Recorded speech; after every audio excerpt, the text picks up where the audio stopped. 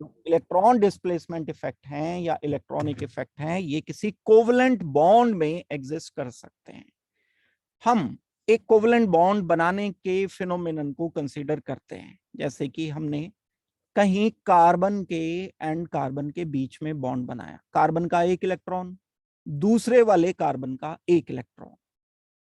अभी बॉन्ड तोड़ना नहीं है, डिस्प्लेसमेंट की बात होगी। यहाँ कार्बन के पास आउटर शेल में 4 इलेक्ट्रॉन होते हैं, एक बॉन्ड इधर लगा रखा है, एक बॉन्ड इधर लगा रखा है, एक बॉन्ड इधर लगा रखा है, मान लो CH3 है, ये कार्बन के साथ कार्बन लगा हुआ है और दूसरे कार्बन पर भी ये 3 H ग्रुप लगे हुए हैं।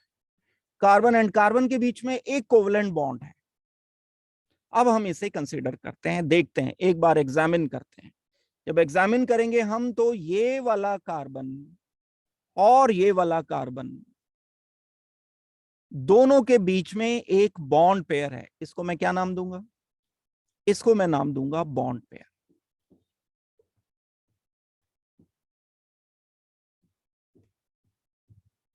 एक शब्द होता है electronegativity.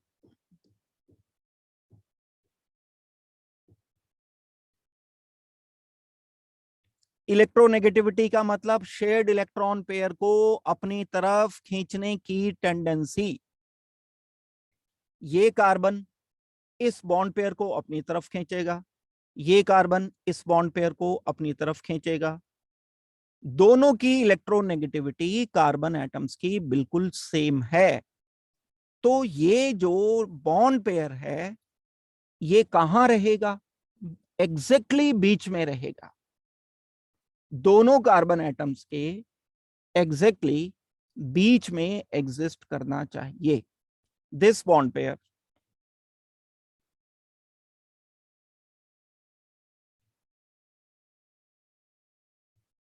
exist between two carbon atoms.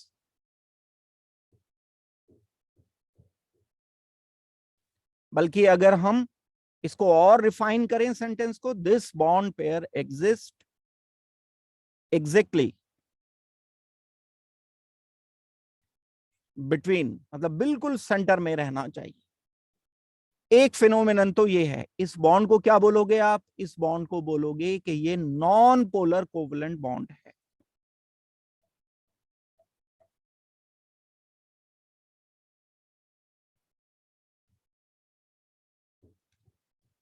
एक बात तो ये हो गई। जब एटम कुछ इस तरीके के होते हैं कि दोनों एटम सेम होते हैं तो नॉन पोलर कोवलेंट बॉन्ड बनता है। बॉन्डिंग वाले चैप्टर में भी ये बात हमने की थी। क्लोरीन सिंगल बॉन्ड क्लोरीन, कोई पोलैरिटी नहीं है। Hydrogen single bond hydrogen, carbon single bond carbon, nitrogen single bond nitrogen, कोई पोलैरिटी नहीं। Oxygen single bond oxygen. all these covalent bonds are non-polar covalent bonds. दूसरी बात, ये तो नंबर 1 टाइप हो गया कोवलेंट बॉन्ड का। नंबर 2 टाइप जो कोवलेंट बॉन्ड का है वो किसी electronegative element and come electronegative element के बीच में कोवलेंट बॉन्ड में हो सकता है। मान लो कार्बन ही है, कार्बन के आउटर शेल में इलेक्ट्रॉन्स होते हैं 4 और इसके साथ मैं कनेक्ट कर देता हूं 3 हाइड्रोजन एटम्स। एक हाइड्रोजन इधर मैंने कनेक्ट किया, एक हाइड्रोजन इधर कनेक्ट किया, एक हाइड्रोजन इधर कनेक्ट किया, 3 बॉन्ड ये हो गए। चौथा बॉन्ड जो मैंने कार्बन का लगाया वो फ्लोरीन एटम के साथ लगाया। फ्लोरीन के आउटर शेल में इलेक्ट्रॉन्स होते हैं टोटल 7, 1 2 3 4 5 6 एंड 7। ये है बॉन्ड पेयर। ये bond pair fluorine and carbon के बीच में है, कोवलेंट बॉन्ड है। इस बॉन्ड पेयर की अगर हम बात करते हैं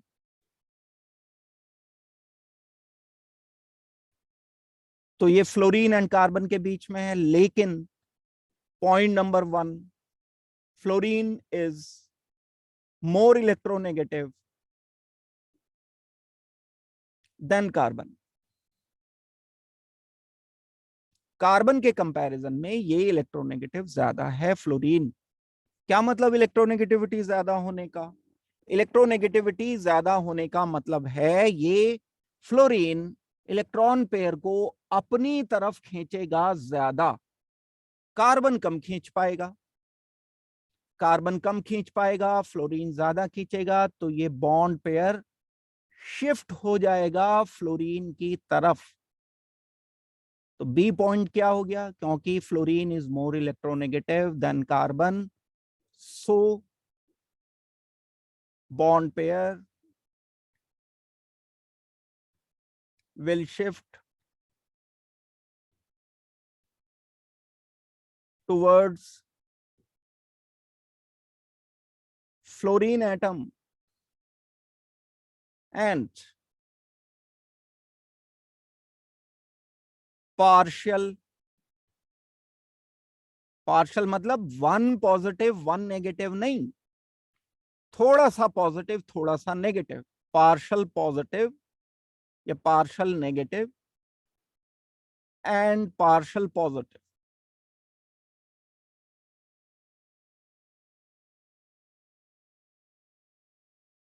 charge will create on fluorine and carbon respectively.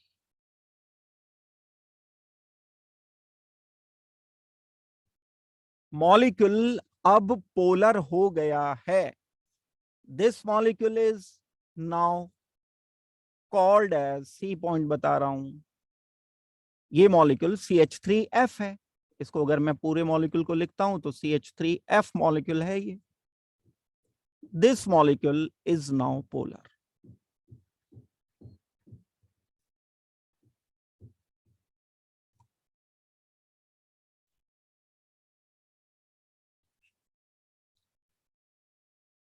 क्यों हुआ है पोलर? क्योंकि ये बॉन्ड पेयर डिस्प्लेस हो गया अपनी जगह से फ्लोरीन की तरफ। यही डिस्प्लेसमेंट की बात यहां पर की गई है। इलेक्ट्रॉन डिस्प्लेसमेंट, भाई कौन सा इलेक्ट्रॉन डिस्प्लेसमेंट? कोवलेंट बॉन्ड का। कोवलेंट बॉन्ड के डिस्प्लेसमेंट से क्या होता है? पोलैरिटी आ जाती है, partial positive partial negative charge create हो जाता है।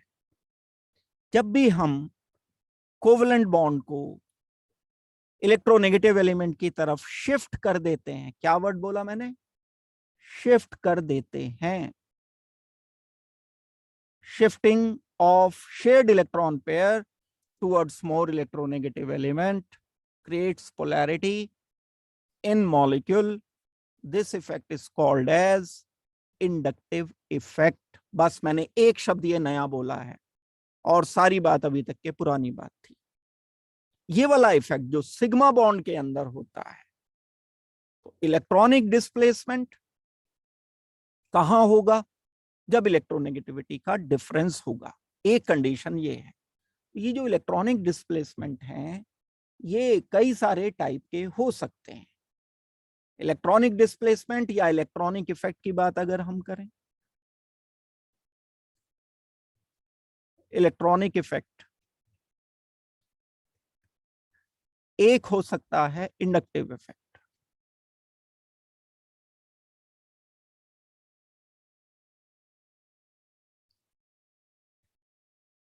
दूसरा हो सकता है इलेक्ट्रोमैरिक इफेक्ट।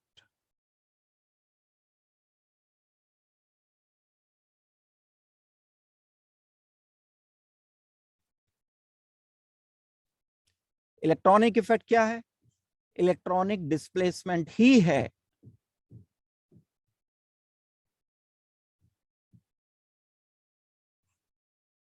इलेक्ट्रॉनिक डिस्प्लेसमेंट क्या किया हमने? ये सारा जो मैंने बताया ये इलेक्ट्रॉनिक डिस्प्लेसमेंट के बारे में बात बताई। इलेक्ट्रॉनिक डिस्प्लेसमेंट दो टाइप के होते हैं। इलेक्ट्रॉनिक डिस्प्लेसमेंट अगर सिग्मा बॉन्ड में होता है तब हम उसको इंडक्टिव इफेक्ट कहते हैं। इलेक्ट्रॉनिक डिस्प्लेसमेंट अगर कभी पाई बॉन्ड में होता है रिएजेंट की प्रेजेंस में होता है, तब हम उसको इलेक्ट्रोमैरिक इफेक्ट बोलते हैं। दो टाइप के इलेक्ट्रोमैरिक इफेक्ट हम कंसीडर करते हैं। फिलहाल मैंने यहां कोवलेंट बॉन्ड में जो डिस्कस किए बताए, आपको दो टाइप के इफेक्ट बताए। और पहला इफेक्ट कहलाएगा इंडक्टिव इफेक्ट। इंडक्टिव इफेक्ट की डिटेल पर मैं आ रहा हूं।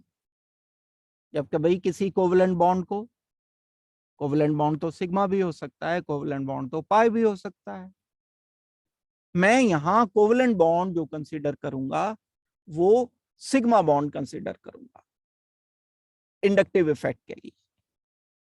तो अभी पहले मैं ये दो बताऊंगा, फिर तीसरा बताऊंगा आपको मेसोमेरिक इफेक्ट, वो बाद में। पहले हम ए कर रहे हैं डिस्कस, फिर बी डिस्कस करेंगे, उसके बाद ये तीसरा वाला पार्ट बाद में मैं डिस्कस करूंगा। इलेक्ट्रोमैरिक इफेक्ट के बाद एक मेसोमेरिक इफेक्ट, वो भी पाई बॉन्ड की ही प्रॉपर्टी होती है। ये पाई बॉन्ड की प्रॉपर्टी होती है, ये सिग्मा बॉन्ड की प्रॉपर्टी होती है। पहले मैं इंडक्टिव इफेक्ट की डेफिनेशन आपको लिखा रहा। इंडक्टिव इफेक्ट बहुत इंपॉर्टेंट इफेक्ट है, +1 में बहुत ज्यादा पूछा जाता है। आपके जो एग्जाम होंगे उसमें ये आने के बिल्कुल चांसेस। कैसे डिफाइन करते हैं? Polarity produced because of shifting of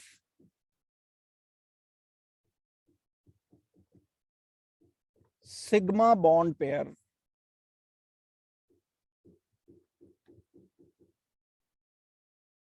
towards more electronegative element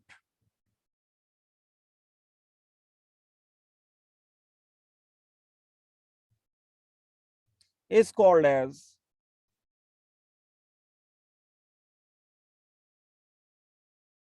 inductive effect।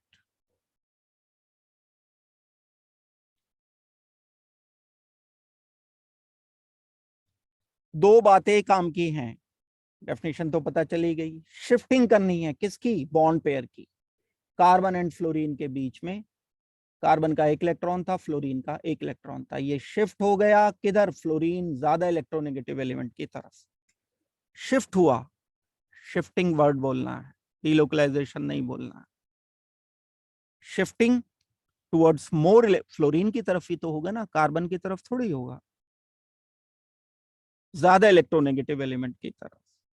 दूसरी बात, ये सिग्मा बॉन्ड की बात करनी है, ये इंपॉर्टेंट बात है, इस पर ध्यान देना है कि ये सिग्मा बॉन्ड पेयर है। पाई के लिए नहीं इंडक्टिव इफेक्ट होता है, पाई के लिए जो इफेक्ट होता है वो इलेक्ट्रोमैरिक इफेक्ट होता है। अब एक काम की बात और है, जब ये मॉलिक्यूल बना होगा CH3F, जब भी बना होगा तभी ये इफेक्ट आ गया होगा। ये फ्लोरीन नेगेटिव हो गया होगा, ये पॉजिटिव हो गया होगा। ऐसा थोड़ी है कि कभी संडे को ये हो गया पॉजिटिव और मंडे को कार्बन हो गया नेगेटिव, ट्यूसडे को फिर पॉजिटिव हो गया और वेडनेसडे को फिर नेगेटिव हो गया। ये तो परमानेंट है, means this polarity is permanent. तो एक प्रॉपर्टी इसकी आती है जिसका मीनिंग है कि ये पोलैरिटी मॉलिक्यूल में जब आ जाती है तो बस रहती है polarity. That means inductive effect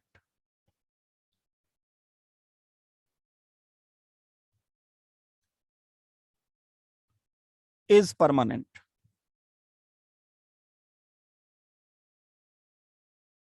ये फर्दर बड़े काम की बात है, ये क्वेश्चन है, परमानेंट प्रॉपर्टी है इंडक्टिव इफेक्ट, ये आपके काम की बात है।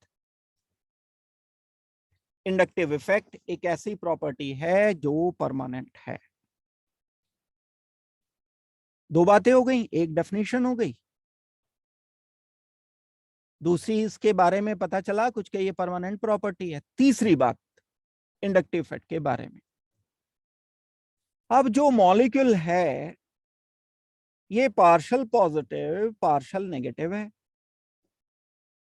CH3F था सपोज करते हैं, दूसरा एक और मॉलिक्यूल CH3F का रखा, पार्शल नेगेटिव पार्शल पॉजिटिव। एक मॉलिक्यूल का पॉजिटिव पार्ट दूसरे मॉलिक्यूल के नेगेटिव पार्ट के साथ इंटरेक्शन करता है, इसको बोलते हैं हम इंटरमॉलिक्यूलर फोर्स। आप हाइड्रोजन बॉन्ड याद करो, थोड़ा सा रिकॉल करो हाइड्रोजन बॉन्डिंग को। वाटर मॉलिक्यूल दो थे, इन दो मॉलिक्यूल के बीच में हाइड्रोजन बॉन्ड बन जाता है।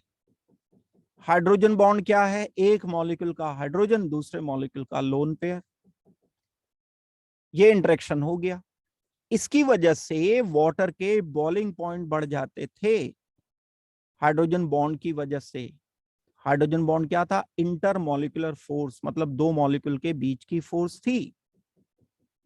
ये जो पोलैरिटी क्रिएट हुई है मॉलिक्यूल में, एक पॉजिटिव चार्ज आ गया एक नेगेटिव चार्ज आ गया, इसकी वजह से दो मॉलिक्यूल के बीच में फोर्स ज्यादा लगेगी। अब फोर्स ज्यादा लग जाने से बॉइलिंग पॉइंट बढ़ जाएंगे, सॉल्युबिलिटी किसी पोलर सॉल्वेंट में बढ़ जाएगी, फिजिकल प्रॉपर्टीज इफेक्ट होंगी। तो जो इंडक्टिव इफेक्ट होता है उससे फिजिकल प्रॉपर्टी प्रभावित होती हैं, इफेक्ट होती हैं, फिजिकल प्रॉपर्टी पर फर्क पड़ता है उससे। तो हम क्या लिख सकते हैं? Point number 3, physical property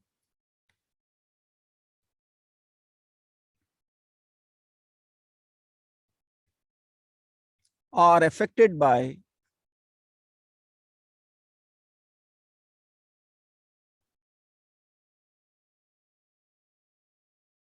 inductive effect।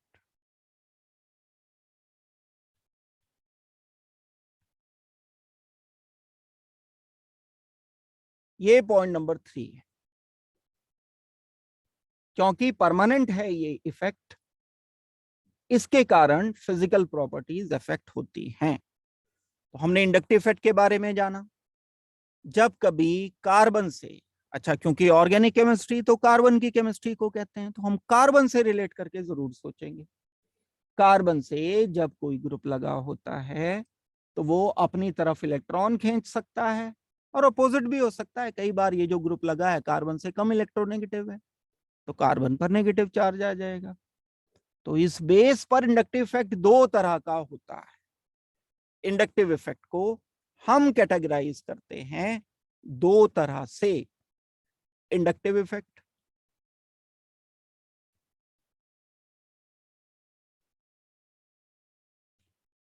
दो तरह से होगा। एक होगा माइनस इंडक्टिव इफेक्ट,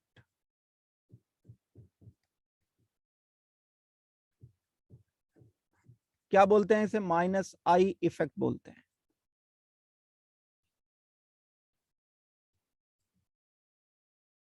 एक होता है plus I effect, plus inductive effect.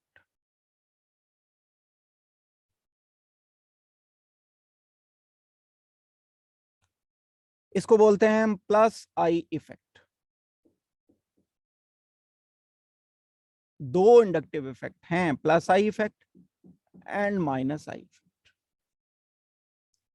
Inductive effect जब किसी बॉन्ड पेयर की शिफ्टिंग हो जाती है और कार्बन पर पॉजिटिव चार्ज आता है, तब वो माइनस आई इफेक्ट होता है। यानी कार्बन से ज्यादा इलेक्ट्रोनेगेटिव एलिमेंट अगर लगा है तो कार्बन पर चार्ज आएगा पॉजिटिव, फ्लोरीन पर आएगा नेगेटिव। ऐसे शो करूंगा मैं इसको, एरो मैंने फ्लोरीन की तरफ, मतलब फ्लोरीन खींच रहा है, तो कार्बन जब पॉजिटिव होगा तब उस इफेक्ट को हम माइनस आई इफेक्ट बोलते हैं। प्लस आई इफेक्ट अपोजिट को, मान लो कोई एलिमेंट जो कनेक्ट किया आपने कार्बन से कम इलेक्ट्रोनेगेटिव है, लिथियम लगा हुआ है या बेरिलियम लगा हुआ है। कार्बन से अगर बेरिलियम या लिथियम लगा हुआ और ये कोवलेंट बॉन्ड हमने कंसीडर किया, तो carbon is now more electronegative. अब अपोजिट होगा, कार्बन पर चार्ज आएगा negative, partial negative partial positive. और ऐसे इंडक्टिव इफेक्ट को मैं बोलूंगा कि ये प्लस आई इफेक्ट है। दो टाइप के इंडक्टिव इफेक्ट होते हैं। एक इंडक्टिव इफेक्ट जब कार्बन पर पॉजिटिव चार्ज आता है, मतलब कार्बन से ज्यादा इलेक्ट्रोनेगेटिव एलिमेंट लगा हुआ है, तब हम उसे बोलेंगे माइनस आई इफेक्ट। और प्लस आई इफेक्ट का मतलब क्या है? जब हम कार्बन पर नेगेटिव चार्ज लिखते हैं, नेगेटिव चार्ज शो करते हैं, तब बोला जाता है कि ये inductive effect plus inductive effect है। Plus I and minus I effect दो टाइप के रिप्रेजेंट करने हैं। एक इंडक्टिव इफेक्ट के बारे में और इंपॉर्टेंट बात है, अभी मैं इसके एग्जाम्पल बताऊंगा दोनों के अलग अलग, माइनस आई के एंड प्लस आई के। उससे पहले, एग्जाम्पल बताने से पहले एक पॉइंट और मैं बता रहा हूं आपको, ये पॉइंट फर्दर काम का पॉइंट है। Inductive effect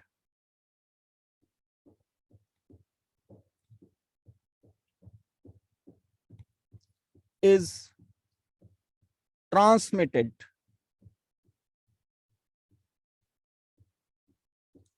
throughout the carbon chain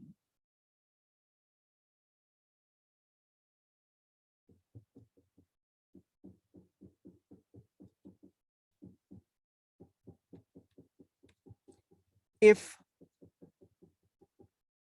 more than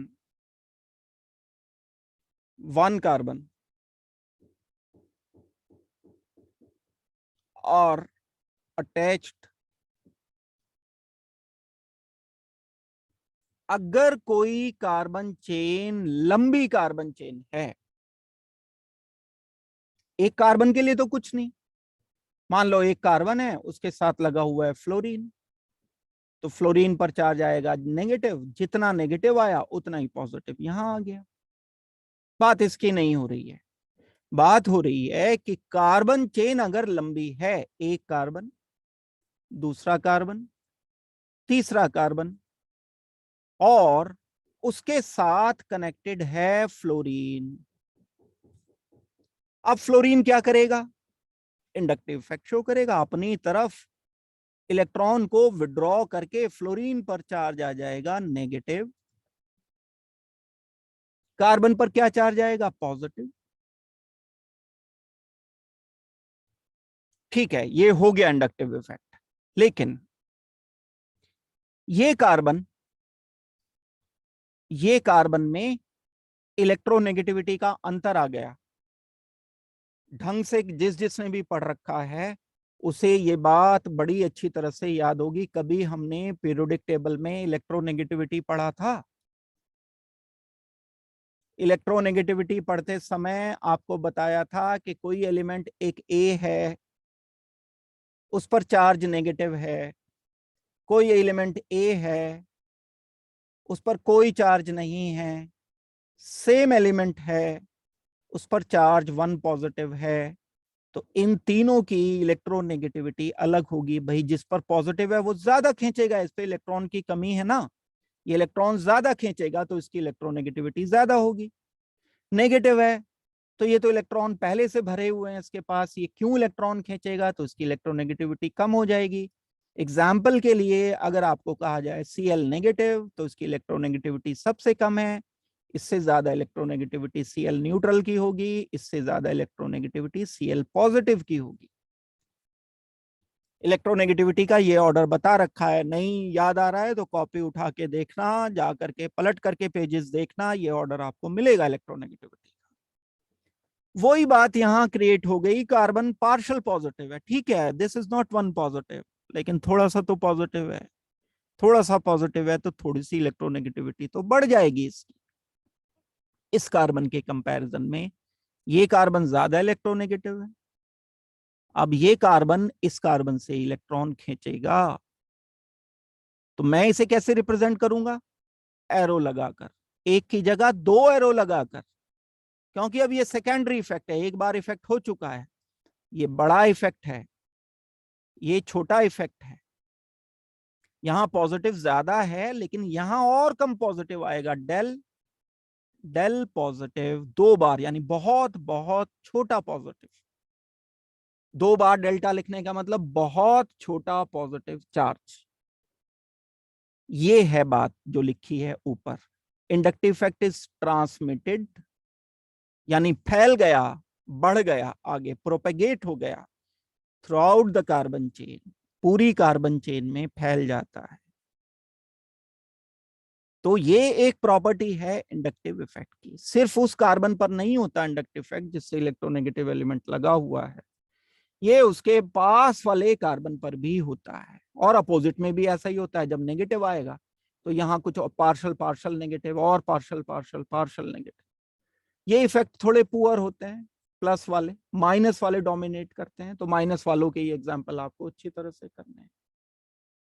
दो बातें हो गई इंडक्टिव इफेक्ट के बारे में। इंडक्टिव इफेक्ट एक plus I and minus I effect होता है, और एक प्रॉपर्टी मैंने इंडक्टिव इफेक्ट की बताई आपको कि इंडक्टिव इफेक्ट ट्रांसमिट करता है पूरे कार्बन चेन में। Inductive effect is transmitted through out the carbon chain. ध्यान रहे यहां बॉन्ड तोड़ा नहीं है हमने, वो बॉन्ड फिशन था जिसमें वन नेगेटिव वन पॉजिटिव कर दिया था। अगर आप किसी मॉलिक्यूल को ऐसे लिख देते हो CH3F, this is not inductive effect. Bond पूरा तोड़ दिया, तोड़ने के बाद आपने लिख दिया CH3 positive and F negative, this is not inductive effect. ये क्या है? ये जो मैंने किया है ये तो हेटेरोलिटिक बॉन्ड क्लीवेज है। Heterolytic bond fission,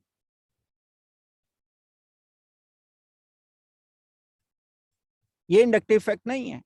inductive effect में केमिकल रिएक्शन शुरू नहीं हुआ है, यहां तो केमिकल रिएक्शन शुरू हो गया, बॉन्ड टूटने बॉन्ड बनने शुरू हो गए। बॉन्ड टूटना बनना एक अलग बात है, जो हमने पिछली क्लास में पढ़ा था वो अलग फिनोमिनन था। ये जो हम कर रहे हैं ये एक अलग फिनोमिनन। तो ये बातें अलग अलग हैं, बात ध्यान रखना, अच्छी तरह से सोच करके करना है। तो अंतर मान करके चलो, दोनों दो तीन चीजों को मिक्स तब करोगे जब कम पढ़ोगे, क्योंकि छोटे छोटे से डिफरेंस हैं। Inductive effect, permanent effect, molecule में बॉन्ड टूटता नहीं है। अब ये जो इंडक्टिव इफेक्ट हमने सोचा है, किया है, बहुत सारे ग्रुप्स हो सकते हैं। इंडक्टिव इफेक्ट जब हम करते हैं तो दो टाइप के ग्रुप हम करते हैं।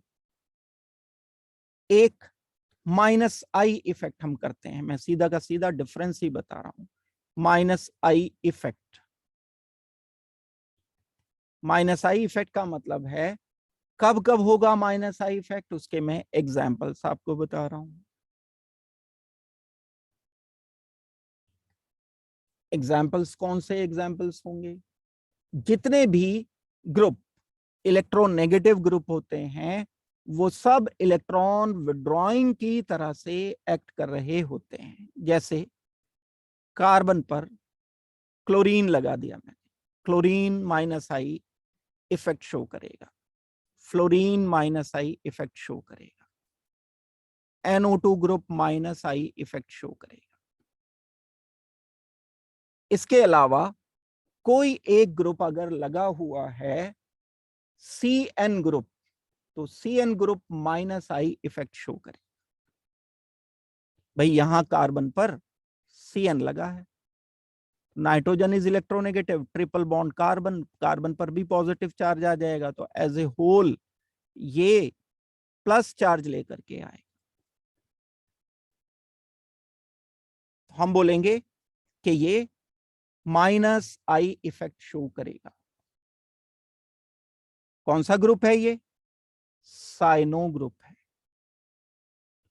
कार्बोक्सी ग्रुप हो सकता है, COOH ग्रुप माइनस आई ग्रुप है, इलेक्ट्रॉन अपनी तरफ खींचेगा। एस्टर ग्रुप COOR ग्रुप अपनी तरफ इलेक्ट्रॉन खींचेगा। ईथर ग्रुप OR ग्रुप, ये ईथर ग्रुप है, अपनी तरफ इलेक्ट्रॉन खींचेगा। All these groups are considered as, इन्हें क्या बोलते हैं? इन सब ग्रुप्स को बोलते हैं इलेक्ट्रॉन विड्रॉइंग ग्रुप्स।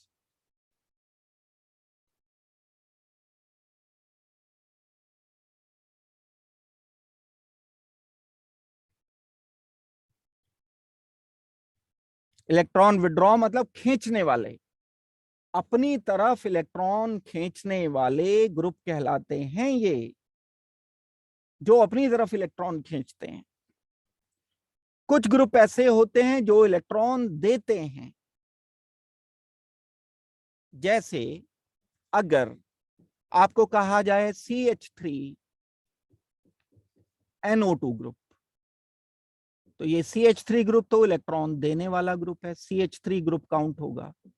तो हम इसे मानते हैं हमेशा इलेक्ट्रॉन डोनेटिंग।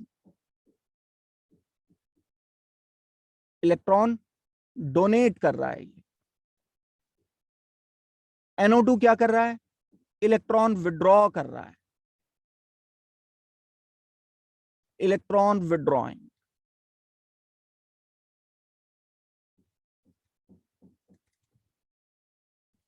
तो अगर हम दूसरे टाइप के एग्जाम्पल्स कभी करते हैं प्लस आई इफेक्ट के,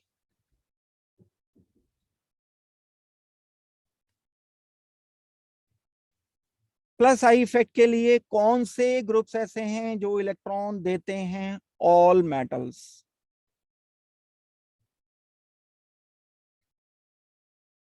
और electron donating.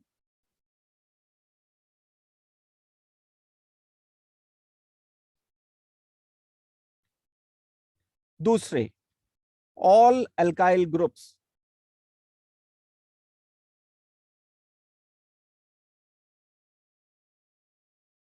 Are electron donating.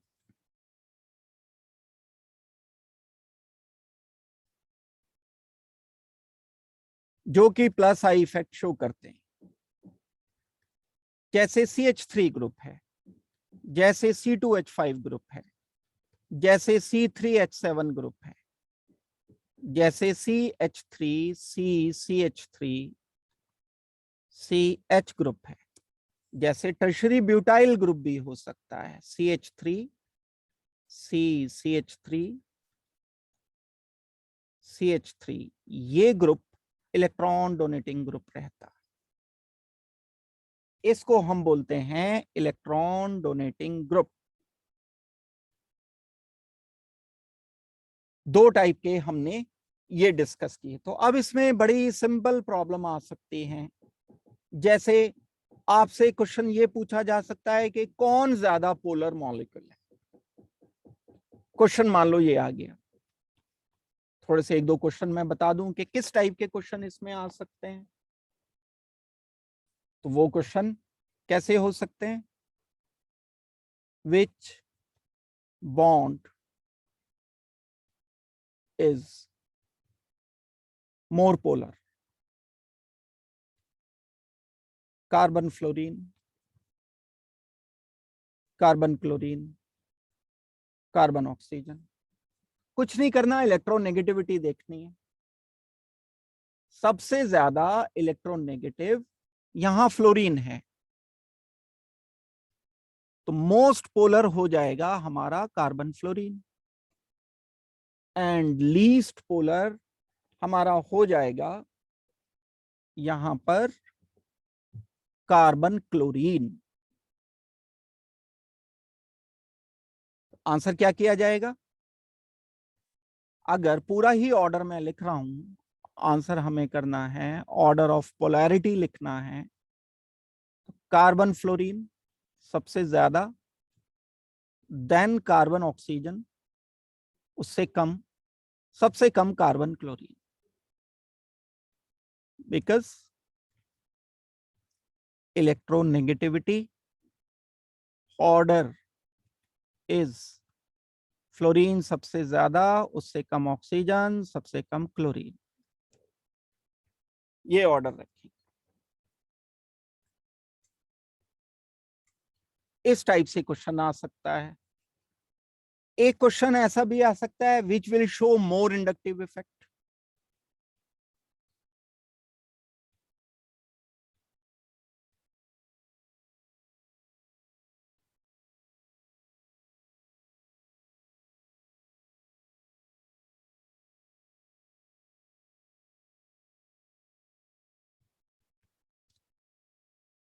Fluorine या क्लोरीन या ब्रोमीन? इसमें आंसर आपको सीधा सीधा लिखना है। फ्लोरीन सबसे ज्यादा शो करेगा इंडक्टिव इफेक्ट, फिर क्लोरीन शो करेगा, फिर ब्रोमीन शो करेगा। इलेक्ट्रोनेगेटिविटी पर बेस्ड है, ये भी इलेक्ट्रोनेगेटिविटी पर ही बेस्ड होगा। ये होगा तरीका इंडक्टिव इफेक्ट को समझने का। एक पार्ट हमने किया, अब हम इसके दूसरे हिस्से पर आते हैं, सेकंड पार्ट पर आते हैं। इसका सेकंड पार्ट है पोलैरिटी पाई बॉन्ड के कारण इलेक्ट्रॉनिक मूवमेंट या electronic displacement in pi bond. Pi bond के जो इलेक्ट्रॉनिक मूवमेंट्स होते हैं वो दो टाइप के होते हैं, एक इलेक्ट्रोमैरिक इफेक्ट होता है और एक मीजोमैरिक इफेक्ट होता है। तो अब मैं दूसरे वाला इफेक्ट आपको बताने जा रहा हूं। देखो कहां से चले थे हम, यहां से चले थे। इलेक्ट्रॉनिक इफेक्ट पढ़ रहे हैं, इंडक्टिव इफेक्ट हमने किया, सिग्मा बॉन्ड के कारण होता है, दो टाइप का होता है, माइनस आई इफेक्ट होता है, प्लस आई इफेक्ट होता है। अब आ गए हम बी पार्ट पर, पाई बॉन्ड के कारण होगा इलेक्ट्रोमैरिक इफेक्ट, बिल्कुल अलग है इंडक्टिव इफेक्ट से। सोचना पड़ेगा, थोड़ा सा जोर लगाना पड़ेगा। इंडक्टिव इफेक्ट बहुत ही ज्यादा सिंपल है, ये भी सिंपल है लेकिन उतना नहीं जितना इंडक्टिव इफेक्ट। अब हमने शुरू कर दिया है electromeric effect.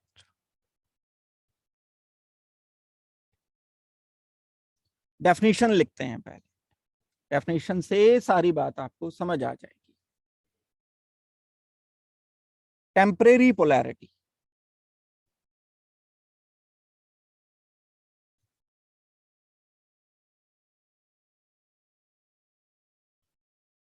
produced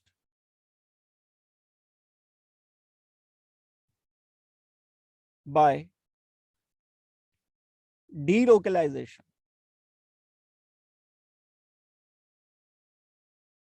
of pi bond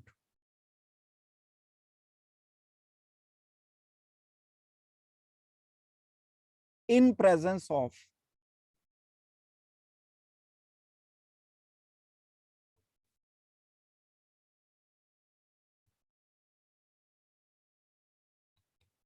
reagent. क्या है रिएजेंट? बाहर से हम कुछ ऐसा मॉलिक्यूल डालते हैं जो कोई अपना इफेक्ट डाल दे, आउटर मॉलिक्यूल, बाहर से ऐड किया हुआ मॉलिक्यूल।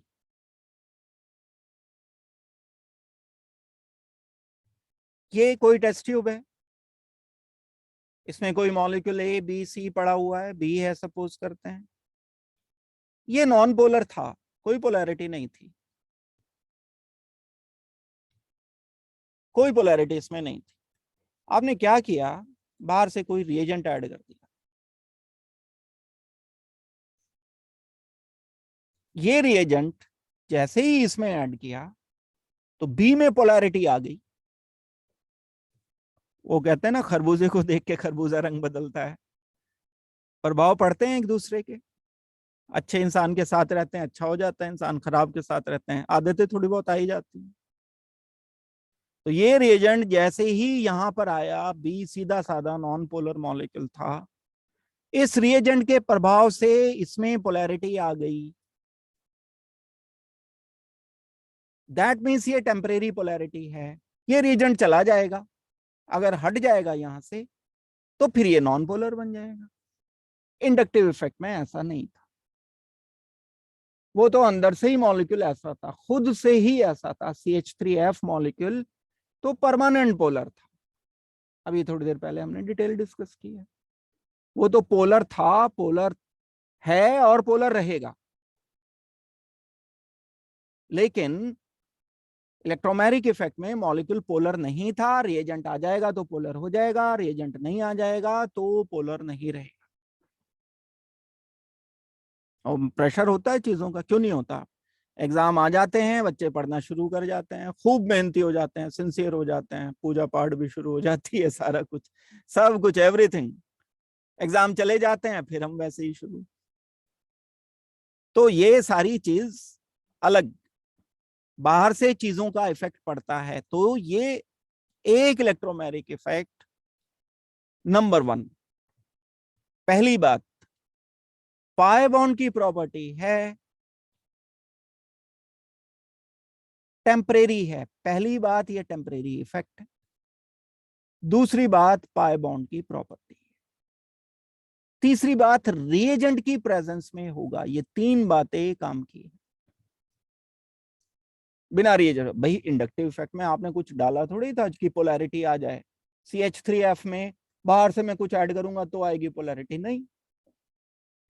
कार्बन फ्लोरीन में तो ये इलेक्ट्रोनेगेटिविटी डिफरेंस है, ये नेगेटिव है, ये पॉजिटिव है, था, है, रहेगा। रिएजेंट ऐड करोगे तो भी रहेगा, नहीं ऐड करोगे नहीं रहेगा। जब पोलैरिटी बाहर की चीजों से इफेक्ट नहीं होती तो परमानेंट कहलाती है। जब पोलैरिटी बाहर की चीजों से इफेक्ट होती है तो टेम्परेरी कहलाती है। इलेक्ट्रोमैग्नेटिक इफेक्ट, डीलोकलाइजेशन, शुरू में आपको जब रेजोनेंस में बताया था कि पाई बॉन्ड टूट करके एक लोन पेयर में कन्वर्ट हो जाता है, पोलैरिटी आ जाती है। अब इसको समझने के लिए हम ऐसा समझ सकते हैं, ऐसा मान सकते हैं, जैसे हमारे पास एक आयरन का पीस है, आयरन बार है, एक छोटा सा आयरन का टुकड़ा है।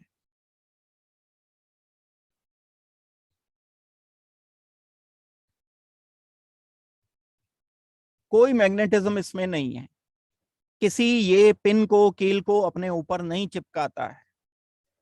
आपने क्या किया, आपने एक मैग्नेट का पीस लिया,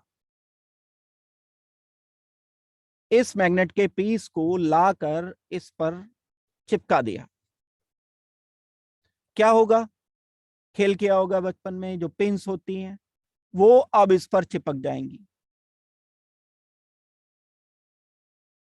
ये इस पर चिपक जाएगी तो क्या होगा, इसमें मैग्नेटिज्म आ गया।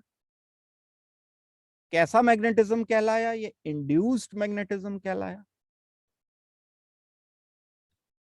इसमें मैग्नेटिज्म नहीं था, लेकिन जैसे जैसे मैग्नेट नजदीक लाए, इसमें मैग्नेटिज्म आ गया, इस पर पिन चिपक गई। आपने क्या किया, ये हटा दी एकदम से मैग्नेट से, सारी पिन नीचे गिर जाएगी, मैग्नेटिज्म फिर खत्म हो गया। टेम्परेरी मैग्नेटिज्म है इस आयरन में, परमानेंट नहीं है। जैसे जैसे मैग्नेट पास आएगा ऐसे इसमें मैग्नेटिज्म आ जाएगा, जैसे जैसे मैग्नेट दूर जाएगा ऐसे ऐसे इसमें मैग्नेटिज्म खत्म हो जाएगा। सेम बिल्कुल, क्योंकि ये किया हुआ होता है हमने, तो हमें पता होता है। ऐसे ही हम पोलैरिटी के बारे में सोचेंगे। मॉलिक्यूल नॉन पोलर मॉलिक्यूल था, एक मॉलिक्यूल में कोई पोलैरिटी नहीं है, नॉन पोलर है। इसके साथ इसके नजदीक आप रिएजेंट ला रहे हो, रिएजेंट जैसे जैसे नजदीक आता है, जैसे जैसे नजदीक आता है, ऐसे ऐसे इस पर पोलैरिटी अपीयर होना शुरू हो जाती है। जैसे जैसे रिएजेंट दूर ले जाते हो, फिर ये नॉन पोलर बनना शुरू हो जाता है। इंड्यूस्ड पोलैरिटी, यहां पर जो टर्म हमें इस कंसेप्ट को समझने के लिए याद रखना है, तो वो ये याद रखना है, इलेक्ट्रोमैग्नेटिक इफेक्ट इज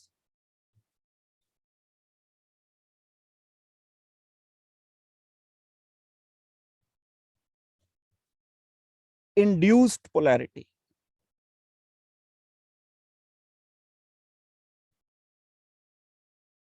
ये एक ऐसी पोलैरिटी है जो इंड्यूस्ड पोलैरिटी है, मतलब रिएजेंट आने पर ये पोलैरिटी अपीयर हो जाती है, जब रिएजेंट चला जाता है तो ये पोलैरिटी डिसअपियर हो जाती है।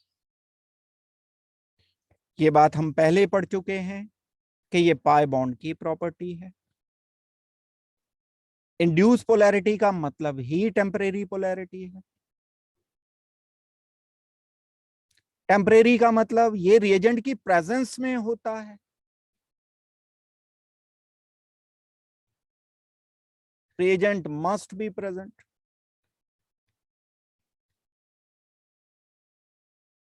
रिएजेंट अगर नहीं होगा तो ये पोलैरिटी नहीं होगी। अब इस फिनोमिनन को आपको समझना है ये कैसे होता है।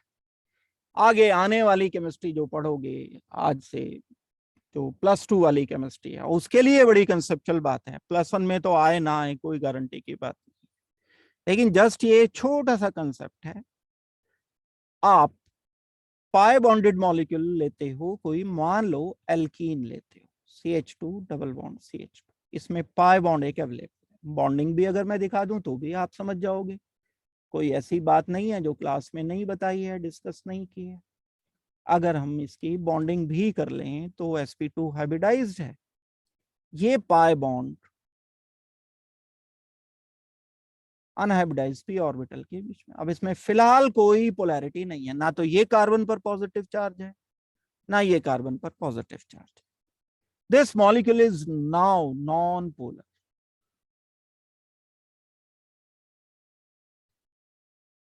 अब क्या किया आपने, अब आपने बाहर से एक लिया रिएजेंट,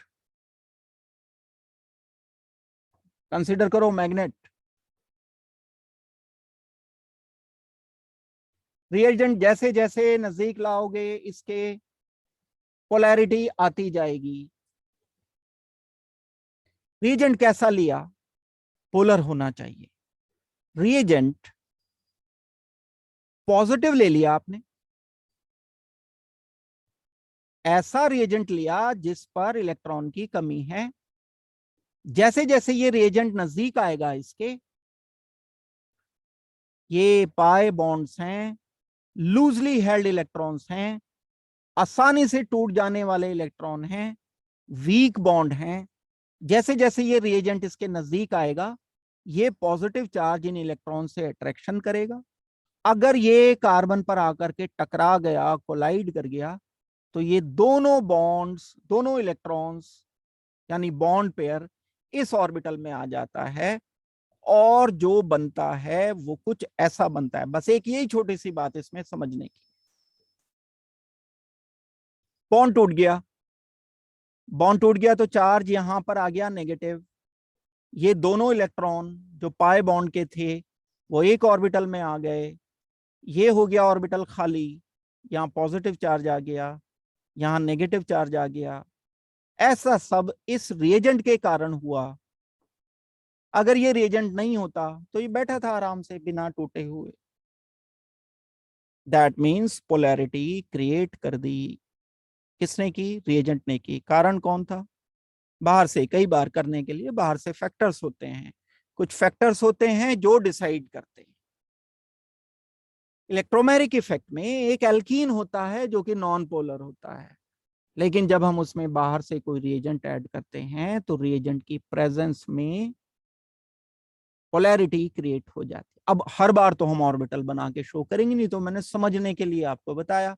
इसे हम सिंपल करके रिप्रेजेंट करेंगे। रिप्रेजेंटेशन कैसे किया जाएगा, ऐसे किया जाएगा, CH2 double bond CH2 plus R मतलब रिएजेंट, पूरा ही लिख देता हूं। रिएजेंट आया और ये रिएजेंट पॉजिटिव है, नेसेसरीली पॉजिटिव लिया। जैसे जैसे ये रिएजेंट यहां आएगा, क्योंकि ये पॉजिटिव है तो बॉन्ड इससे इंटरेक्ट करेगा। बॉन्ड में क्योंकि इलेक्ट्रॉन है, यहां पर क्या लिख दूंगा मैं, नया एक structure, CH2 positive, CH2 negative. This is polarity produced in presence of reagent। यही इलेक्ट्रोमैग्नेटिक इफेक्ट है। This is electromagnetic effect. Consider करो डेफिनेशन क्या लिखाई है, temporary polarity produced because of delocalization of pi bond. यही तो डीलोकलाइजेशन है, bond pair अपनी जगह से हटके कार्बन पर आ गया। This is delocalization, this process is called as delocalization. दोबारा सोचो, Temporary polarity produced because of delocalization of pi bond in presence of reagent is called as electromagnetic effect. यही हम बोल रहे हैं कि इलेक्ट्रोमैग्नेटिक इफेक्ट है। अब जो हमने पढ़ा अभी तक, एक इंडक्टिव इफेक्ट पढ़ा, एक इलेक्ट्रोमैग्नेटिक इफेक्ट पढ़ा। इसमें अगर आप अंतर कर लो तो आपको सारा कंसेप्ट क्लियर हो जाएगा। एक एक करके बड़ा शॉर्ट में मैं लिखा रहा हूं। Inductive effect is property of sigma bond, ये पाई बॉन्ड की प्रॉपर्टी है। एक अंतर तो ये है। Second, no reagent required.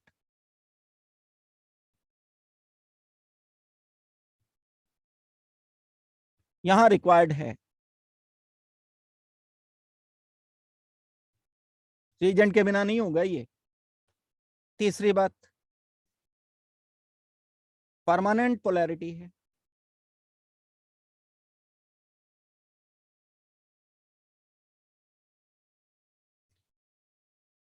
Temporary polarity,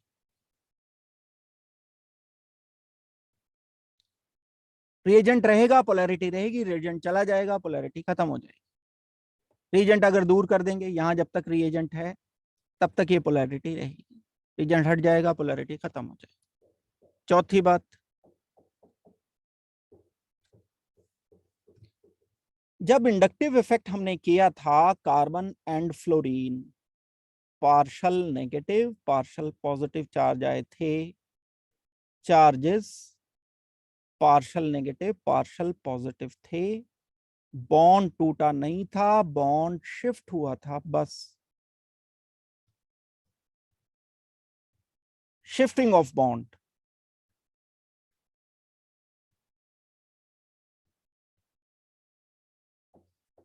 will produce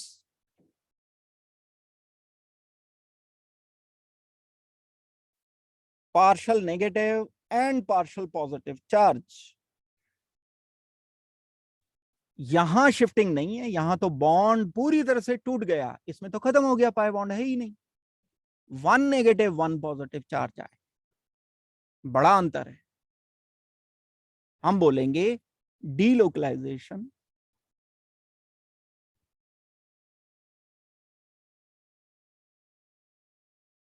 of electrons give 1 negative and 1 positive charges। एक और इंपॉर्टेंट बात है, हमने किया था फिजिकल प्रॉपर्टीज अफेक्ट होती हैं, क्योंकि कुछ ऐड थोड़े ही करके हम कर रहे हैं, ये तो बिल्कुल प्योर फिजिकल प्रॉपर्टी। हम किसकी चेक करते हैं? प्योर कंपाउंड की चेक करते हैं।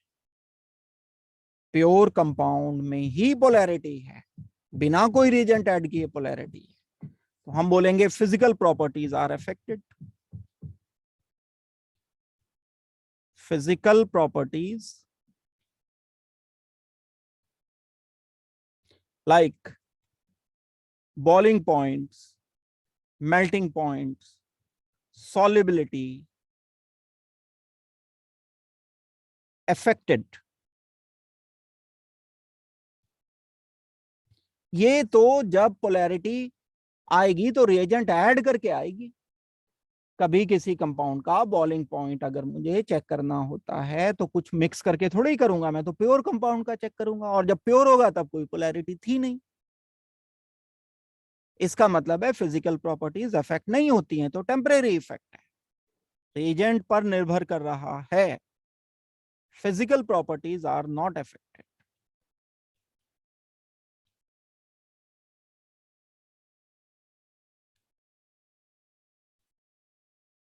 are not affected by electromagnetic effect।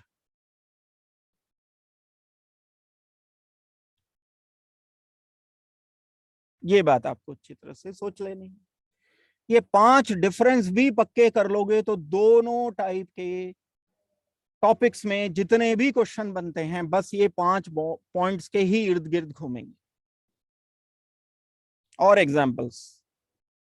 Examples कर लो और ये 5 अंतर कर लो, तो आपको इलेक्ट्रोमैग्नेटिक एंड इंडक्टिव इफेक्ट में फर्क पता चल जाएगा।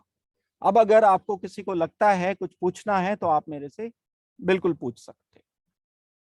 अभी तक हमने पढ़ा कि इलेक्ट्रोमैग्नेटिक एंड इंडक्टिव इफेक्ट होते हैं, ये तो किसी एक मॉलिक्यूल में होंगे, उन मॉलिक्यूल को हम नाम देते हैं सबस्ट्रेट। ऐसे समझो आप कि टेस्ट ट्यूब में कोई मटेरियल था, उस टेस्ट ट्यूब में हमने एक एल्कीन ले रखा था, ये था एल्कीन। इसमें हमने बाहर से कुछ ऐड कर दिया, बाहर से जो हमने ऐड किया उसे बोला जाएगा रिएजेंट। ये रिएजेंट 2 टाइप के हैं। ये रिएजेंट एक है इलेक्ट्रोफाइल,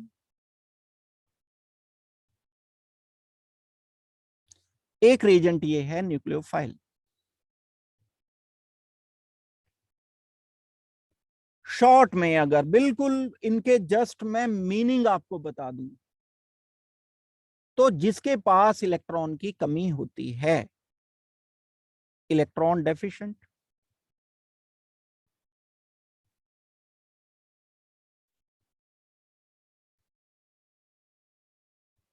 जिनके पास कम इलेक्ट्रॉन है, दूसरा न्यूक्लियोफाइल,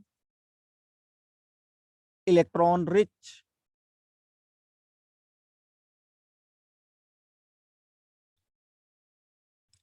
जिसके पास एक्सेसिव इलेक्ट्रॉन्स हैं।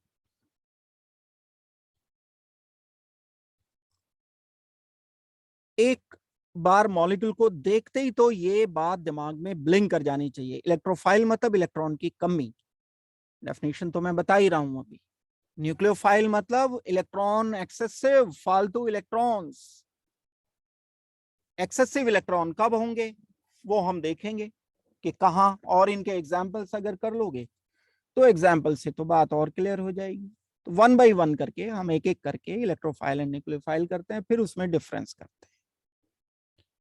पहली बात आती है electrophile.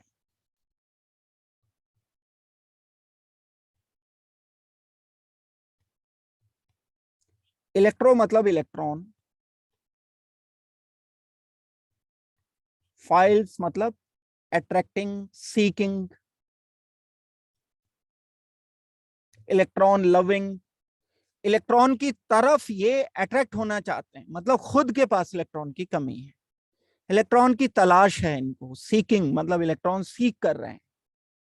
Electron seeking molecules are electrophile, जिनके पास खुद के पास इलेक्ट्रॉन की कमी होती है।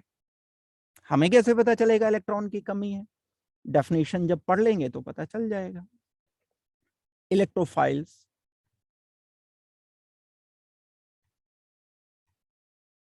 आर या तो मॉलिक्यूल या आयंस या एटम्स या कोई species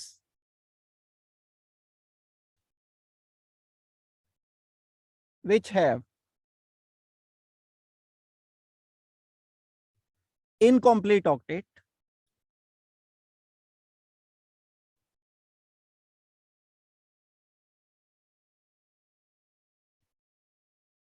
with at least one vacant orbital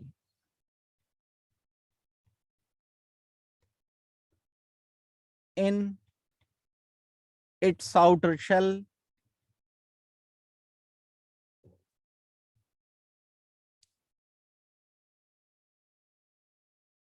is called as electrophile.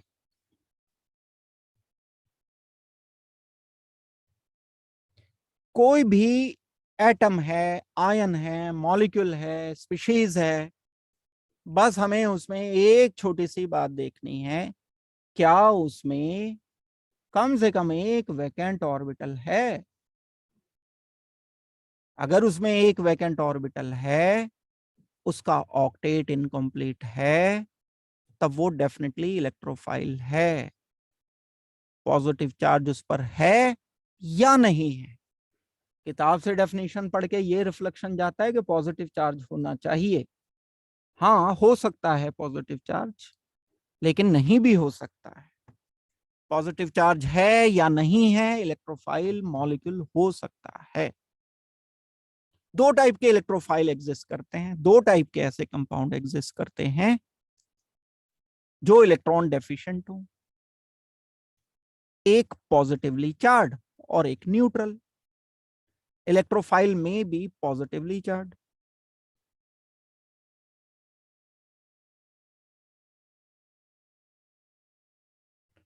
और एक न्यूट्रल। कोई चार्ज इन पर नहीं है, लेकिन फिर भी वैकेंट ऑर्बिटल है। इन पर पॉजिटिव चार्ज है, लेकिन वैकेंट ऑर्बिटल भी है। पहले हम पॉजिटिव चार्ज के एग्जाम्पल देखते हैं। H पॉजिटिव, खाली ऑर्बिटल होता है 1s1 1s0। 1s0 में दूसरा NO2 पॉजिटिव, तीसरा NO पॉजिटिव। आप इसका ऑर्बिटल बना करके देखना, खाली ऑर्बिटल आएगा, खाली ऑर्बिटल आएगा। CH3 पॉजिटिव, जो कार्बोकेटायन पढ़ा है आपने, दैट में एक्ट एज इलेक्ट्रोफाइल।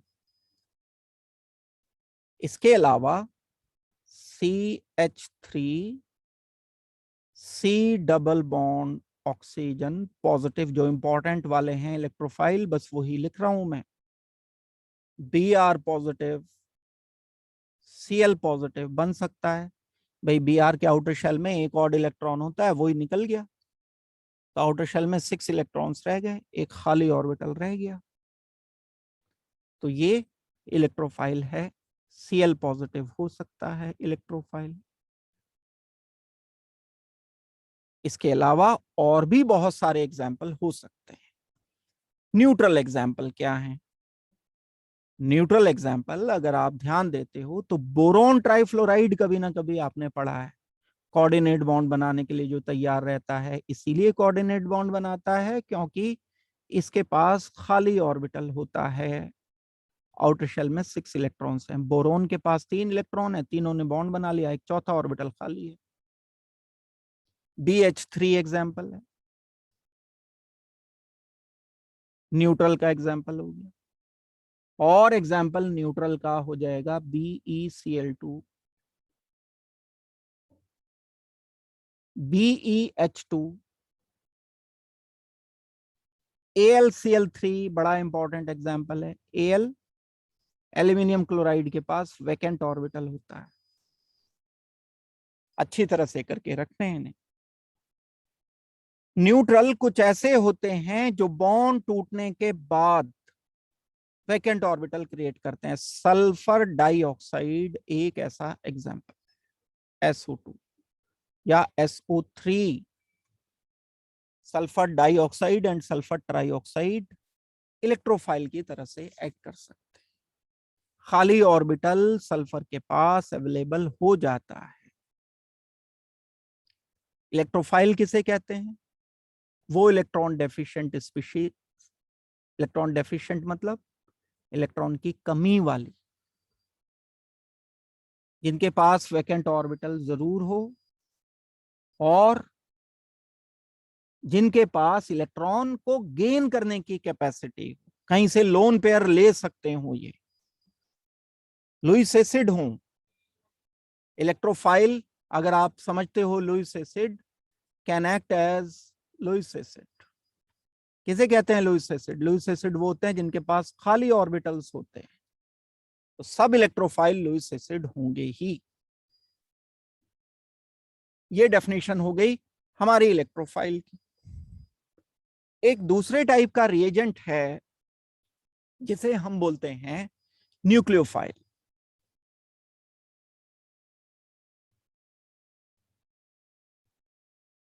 न्यूक्लियो से न्यूक्लियस का मतलब है, न्यूक्लियस पर चार्ज होता है पॉजिटिव, प्लस चार्ज होता है न्यूक्लियस पे। तो फाइल का मतलब सीकिंग, लविंग, तो सीकिंग पॉजिटिव चार्ज सीकिंग है, ये ऐसी जगह जाकर के रिएक्शन करना चाहते हैं जहां पॉजिटिव चार्ज हो, मतलब खुद इलेक्ट्रॉन रिच होंगे। न्यूक्लियोफाइल खुद इलेक्ट्रॉन रिच होते हैं। कैसे डिफाइन कर सकते हैं हम इन्हें? Nucleophiles are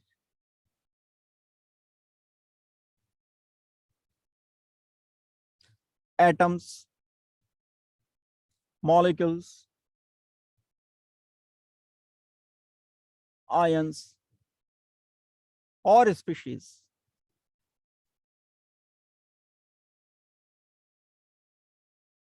which have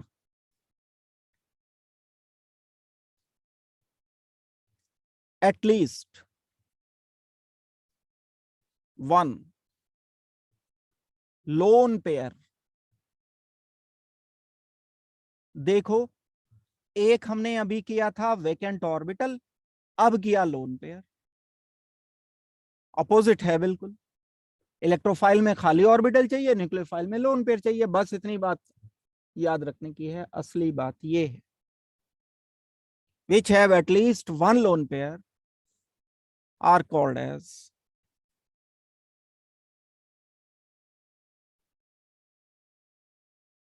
nucleophile.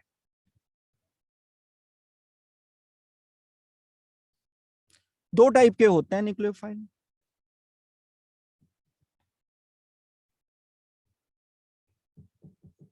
एक नेगेटिवली चार्ज होंगे, एक न्यूट्रल होंगे।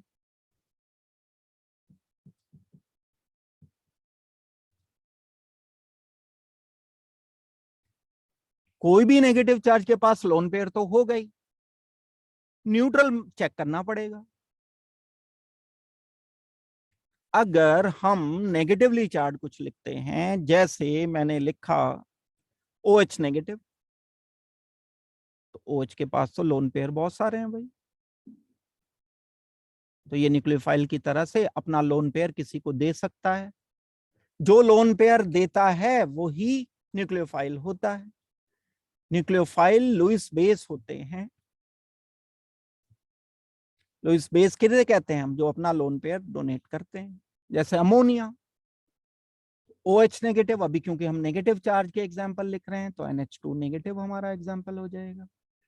हमारा एग्जाम्पल Cl नेगेटिव हो जाएगा, F नेगेटिव हो जाएगा, H नेगेटिव हो जाएगा, CH3 नेगेटिव हमारा एग्जाम्पल है, NO3 नेगेटिव हमारा एग्जाम्पल है, Cn नेगेटिव हमारा एग्जाम्पल होगा। ये सब हम एग्जाम्पल अपने लिख सकते हैं। और क्या लिखेंगे? न्यूट्रल, ऐसा मॉलिक्यूल जिसमें चार्ज ना हो लेकिन लोन पेयर हो। वाटर, दो लोन पेयर होते हैं। अमोनिया, एक लोन पेयर होता है।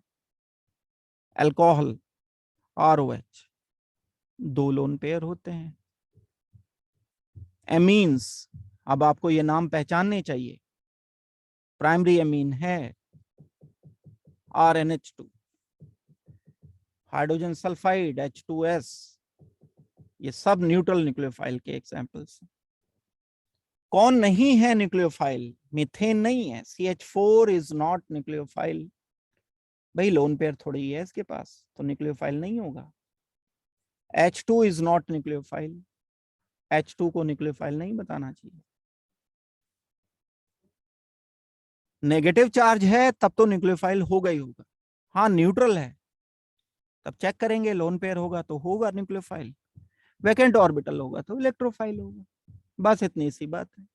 दो टाइप के ये रिएजेंट कर लो, और मैंने कुछ इफेक्ट्स बताए हैं वो कर लो, तो आज का दिन आपका केमिस्ट्री के लिए सफल हो जाएगा। आज का दिन सफल होगा, आज का काम करोगे तो यहाँ तक करेंगे आज हम। बाकी हम अगली क्लास में करेंगे। किसी को अगर दिक्कत है तो बोलो।